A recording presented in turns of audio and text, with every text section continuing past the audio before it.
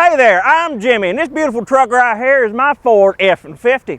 I've been a Ford man all my life, born and raised. I tell you, I'd rather push a Ford than drive a Chevy, you know what I'm saying? That's right, I'm a victim of mindless brand loyalty to a giant global corporation. Doesn't get two crippled donkeys about what I think, because the only Fords I ever bought, I bought used.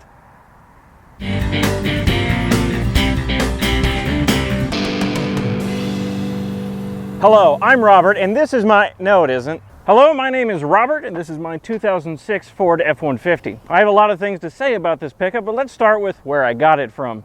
In 2006, my grandpa bought this pickup new.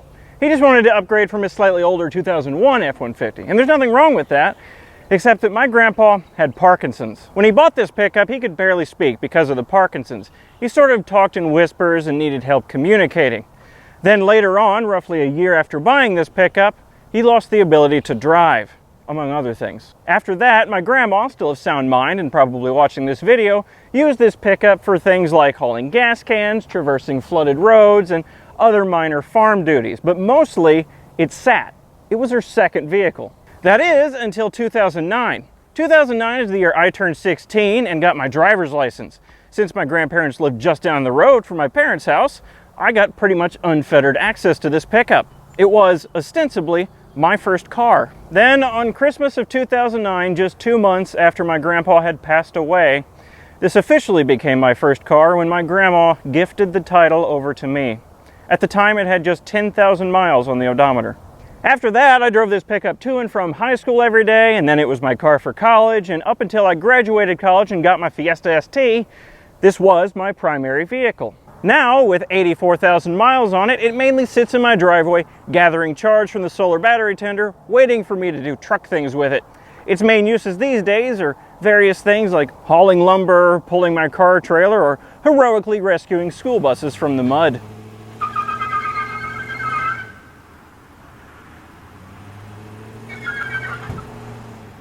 During my decade of ownership with this pickup, it's racked up its fair share of battle scars. For example, this gouge on the side of the bed here is from the arm of my lift when I incorrectly tried to lower the camper into the bed and scraped it. This seat is soaked in differential oil from the time a bottle of it got knocked over and emptied itself onto the seat. Okay, that's actually partly a lie. It's actually the back seat that got soaked in differential oil, but I didn't clean up back there. I don't want you to see it, and I'm pointing to this seat instead.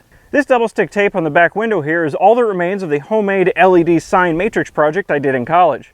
I drove around with that sign in the back window for a good couple of years before deciding to remove it. Why I haven't removed this tape, though, is beyond me. I see it every time I look in the rearview mirror. I've also made a few somewhat questionable changes to this truck in my time of ownership. This radio, for instance, is aftermarket. I installed it something like 7 years ago. It works fine, and it has far more functionality than the original AM/FM radio with CD player, but it looks like an aftermarket radio. In other words, cheap and tacky, and I really like that. Less than 2 years ago, I added airbags to the rear suspension to better cope with the weight of the camper I was building at the time. This was not a bad decision at all, but these airbags make it really easy to overload the rear axle because they eliminate the suspension sag that typically indicates you done overloaded it.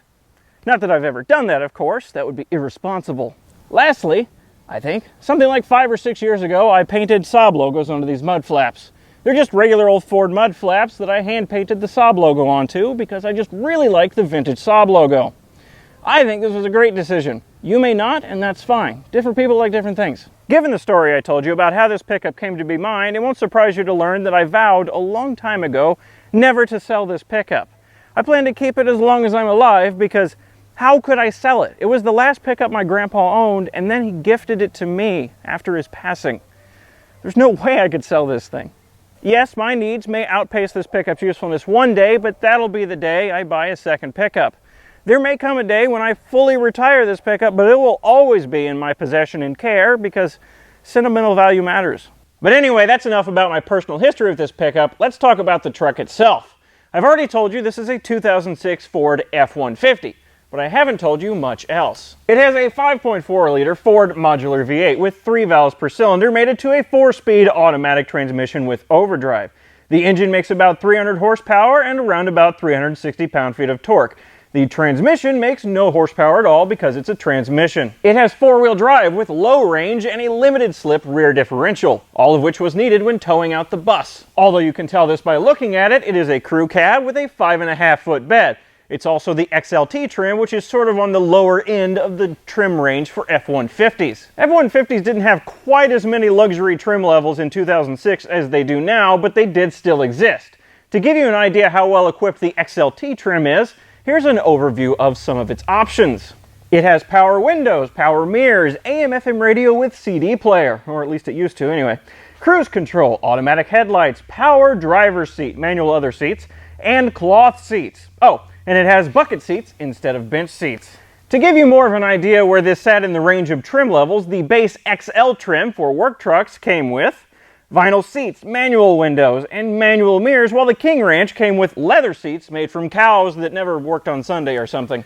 Basically, F-150s ranged in luxury all the way from dump truck to S-Class. Mine sits in sort of the mid-range Camry level of luxury. If you're unfamiliar, F-150s are available and were available in a huge array of cab and bed options. This, as I already mentioned, and you can tell by looking at it, is the crew cab with a 5.5-foot bed.